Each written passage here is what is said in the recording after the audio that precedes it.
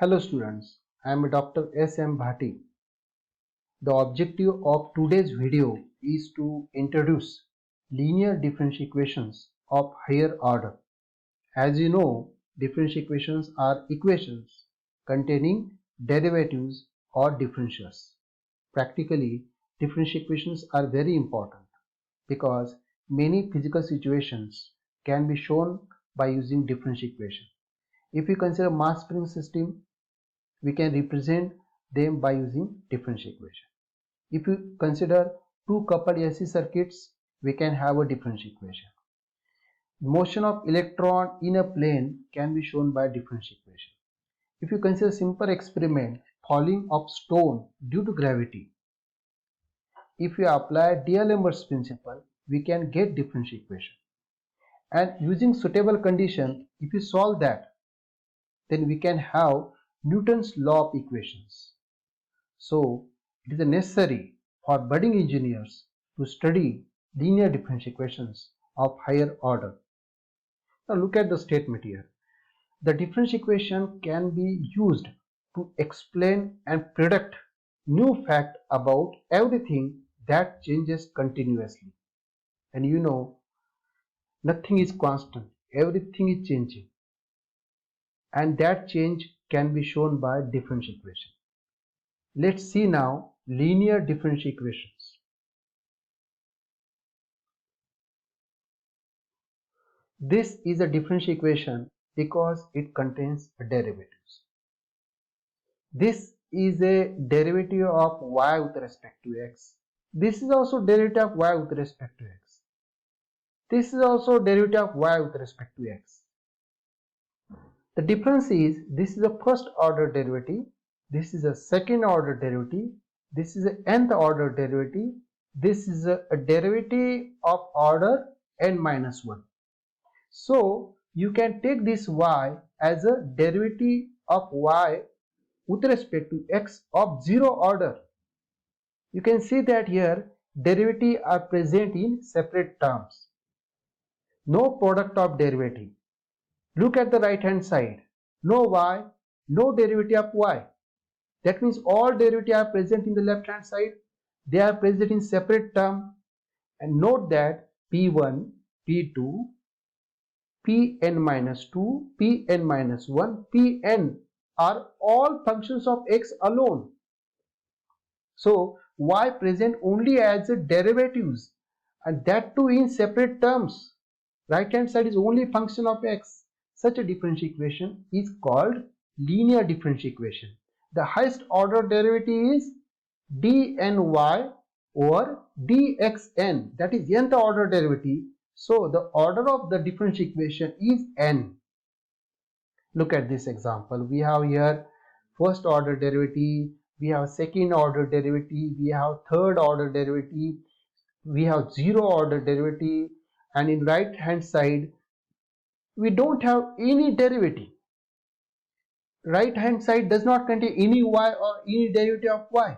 And look at the derivatives, they are present in separate terms. And look at the coefficients, 1, 4x, x square. That means coefficients contain only function of x.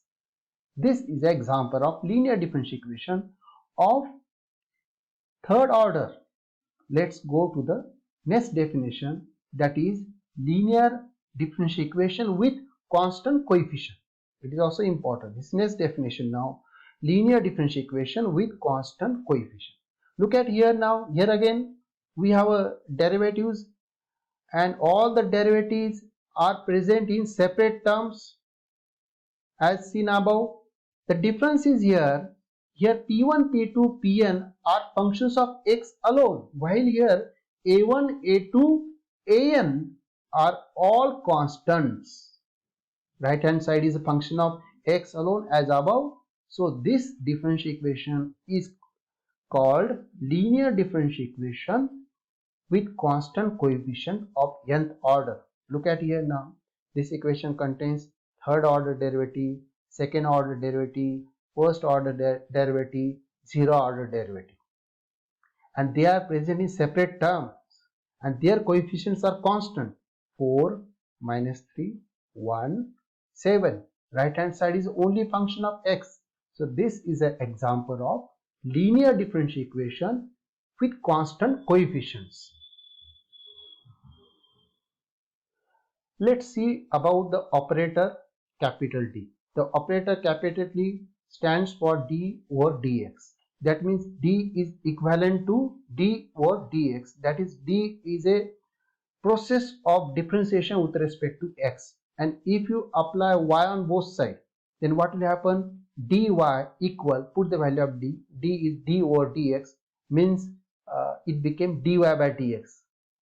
Again, now apply d on both sides of above equation. Look at the previous equation. This is the previous equation. And now apply d on both sides.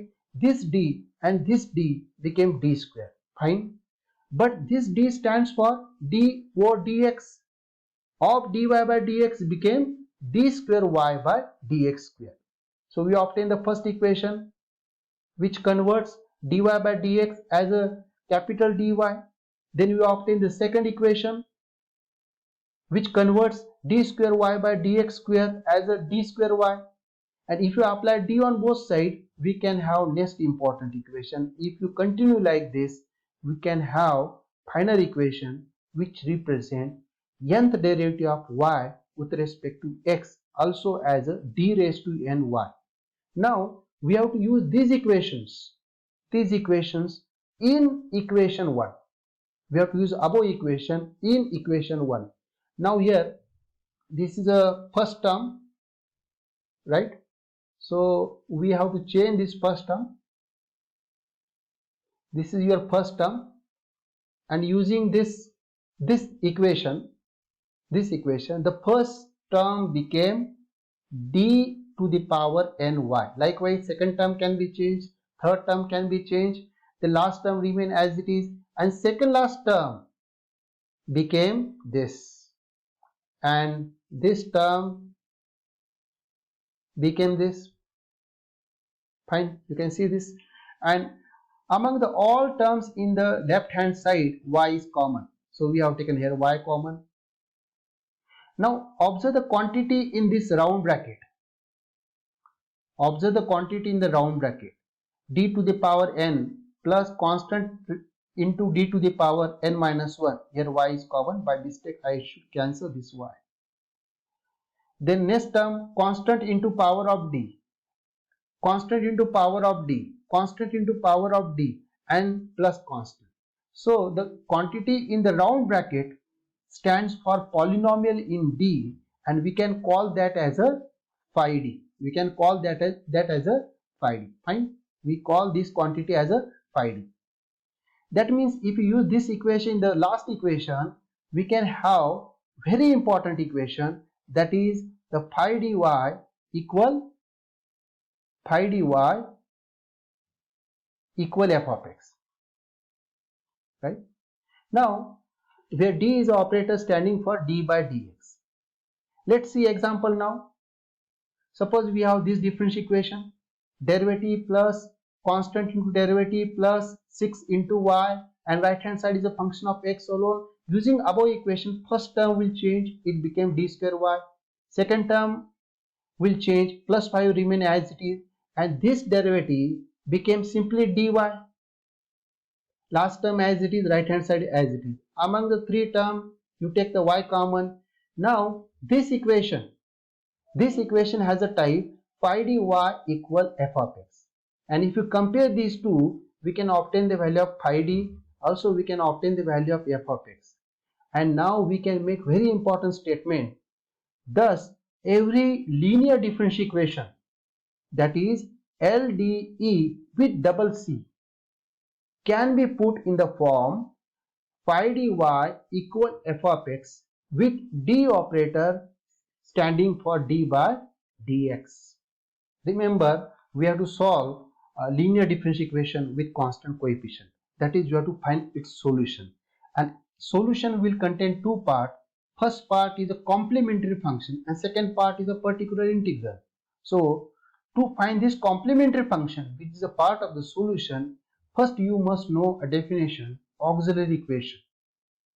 For LDE with double C, that is linear differential equation, with constant coefficient of the type phi dy equal f of x with d operator standing for d by dx, auxiliary equation, that is AE, is given by the equation phi d equals 0. If you consider this example, right? If you consider this example, this example is LD with double C, fine, and it has this type, and if you compare these two, you can get the value of phi d. And what is A? A is simply phi d equals 0. That became d square plus 5d plus 6 equals 0. Next important definition is complementary function, that is CF for LDE with double C of the type phi dy equal f of x with d operator for d by dx. Solution is given by y equal g of x. The function g of x is called as complementary function. The complementary function depends on nature of roots of auxiliary equation. So this complementary function, that is CF, depends on nature of roots of equation. It depends on how the roots are there, whether real or imaginary, distinct or repeated. So we have to understand technique for writing complementary function.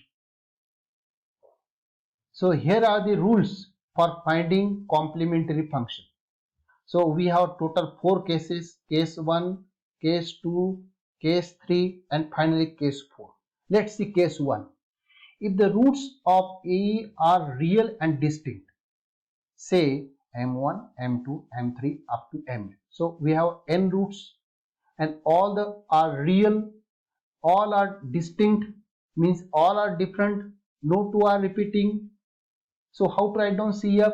C1 e to the power first root M1 into x plus C2 e to the power second root M2 into x plus C3 e to the power M3 into x, so on, and last term became Cn e raised to this root Mn into x. You can see that here we have n roots, M1, M2 up to Mn. So we have n terms in CF, and here C1, C2, C3, Cn are all arbitrary constant. So n roots, n arbitrary constants are used. Let's see second case. If the two roots of A are real and repeated, so we have here again n roots, but in among the n root, first two roots are same, M1 comma M1, means two roots are same. Then how to write down now CF? Corresponding to M1 comma M1, we have to write C1 plus C2x in the bracket e raised to that repeated root M1 into x, and remaining roots are distinct and real. So as seen in previous case, C3 e to the power third root into x plus C4 e to the power next root M4 into x, and last term will be Cn e to the power last root Mn into x. Now here two roots are repeated. Look at here now, next case. Here we have total how many roots? 4 roots, and all the 4 roots are real, but 3 roots M1, M1 and M1 are repeated. So for M1, M1 and M1, we write this complementary function. This is a corresponding to M1, M1 and M1, and M4 is a distinct and real. So for M4, we have only one term, that is C4 e raised to M4 into x. Now here in next example, we have a total 4 roots, and total 4 roots here M1 comma M1, means M1 is repeated 2 times, so this will be part of the CF, and M3 comma M3 means again 2 more roots are repeated. Okay, so this will be part of CF. The important observation is here n roots, so n constants C1, C2, Cn are used. Here 4 roots, so 4 constants C1, C2, C3, C4 are used. Here again 4 roots, so 4 arbitrary constants C1, C2, C3 and C4 have been used. Let's see now third case. If the roots are distinct and imaginary. Say alpha plus minus I beta. So we have two roots. One is alpha plus I beta, second is alpha minus I beta. Here alpha and beta are the real number and numbers, and I is a imaginary unit.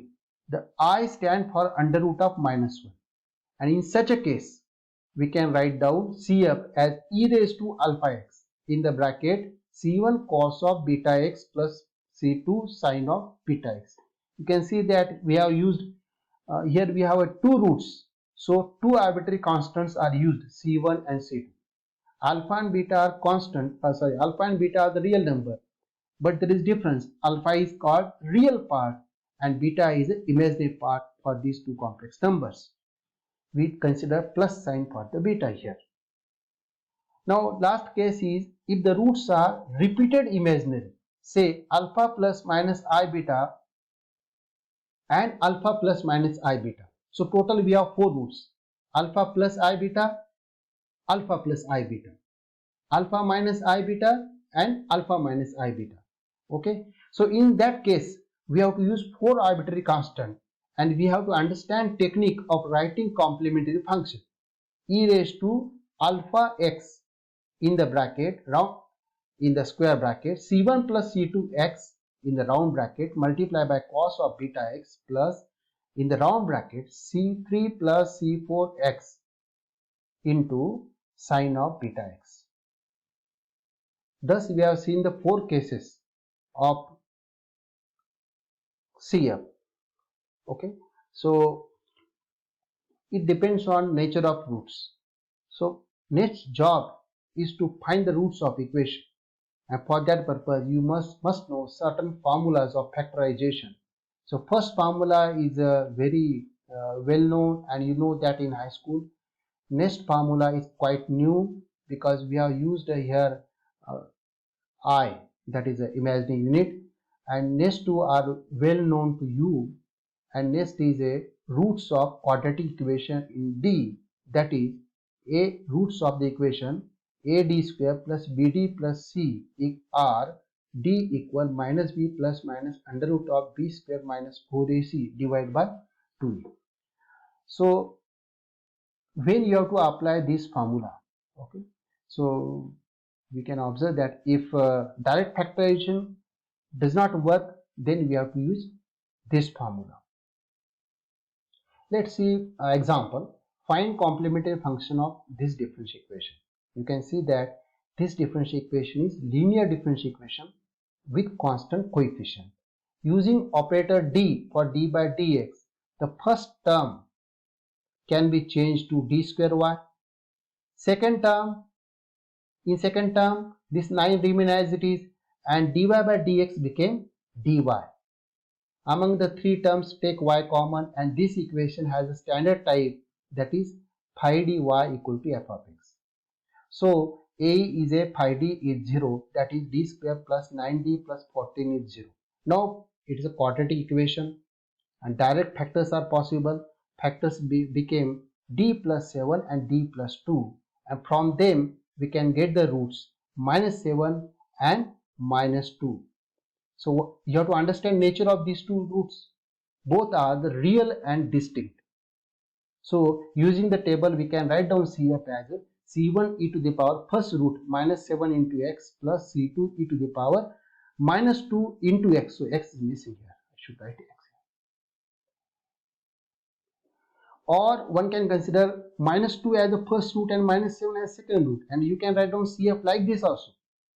So whether you write CF like this or this, both are right because C1 and C2 are arbitrary constant. So whether you CF write like this or like this, both are right. For this video we have used two references. One is Dr. B.S. Gravel and second a textbook written by Professor S.R. Sakre, B.S. Wage and myself, S.M. Bhati. In how to find complementary function for linear differential equations with constant coefficients. Thank you very much.